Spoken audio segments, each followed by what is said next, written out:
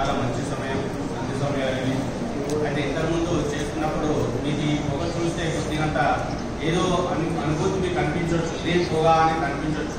కానీ అయిపోయిన తర్వాత ఇప్పుడు మీ కళ్ళు ఎలా అనిపిస్తున్నాయి, కొద్దిగా ఫ్రెష్ అయినటువంటి భావన మీ లోపల ఉంటుంది. చిన్న ఉన్నప్పుడు చిన్నపిల్లలకు పాట అనేది పెడతారు, ఇక అగ్నిహోత్రం చేస్తే ఆ పాట పెట్టాల్సిన అవసరం లేదు. అంటే ఇంతగా రాదు మనం ఇంట్లో చేస్తే. ఒకటి అగ్ని యొక్క స్వభావం ఏంటిదంటే అగ్నిలో ఏది వేసినా 1000 రెట్లు ప్రభావితం చేసే గుణం అగ్నికి ఉంది.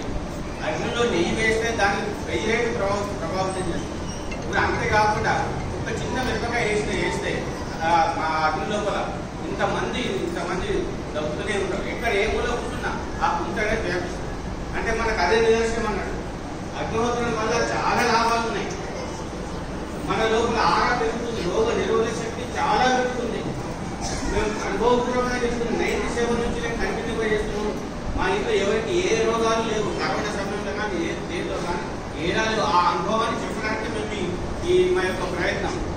అయితే ఇది ఏదో అనుకున్నారు, ఇదే కొత్తగా వచ్చిందేమో అనుకుంటున్నారు.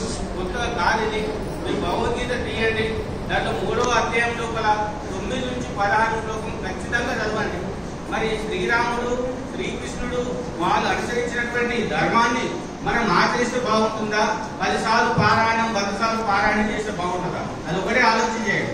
ఇదేమో కొత్తగా చెప్తున్నటువంటి కాదు. ఇది సనాతన ధర్మము, వేదాలలో చెప్పబడినటువంటి ధర్మము. ఇంట్లో ఎవరు చేసినా చాలా ఫలితం ఉంటుంది, అందరికీ లాభం ఉంటుంది.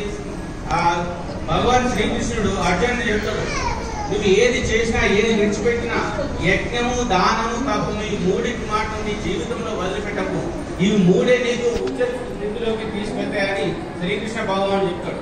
మరి ఆ సనాతన ధర్మాన్ని మనం అందరూ ఆచరిస్తే ఎంత బాగుంటుందో మీరు కూడా మీ అనుభవపూర్వకంగా చూడొచ్చని నేను చెప్పడం. ఇది చాలా సులభమైనటువంటి మార్గం. ఇంకా మాట్లాడవాలి చాలా ఉన్నారు కాబట్టి నేను ఇంకా చెప్పదలుచుకున్నాను.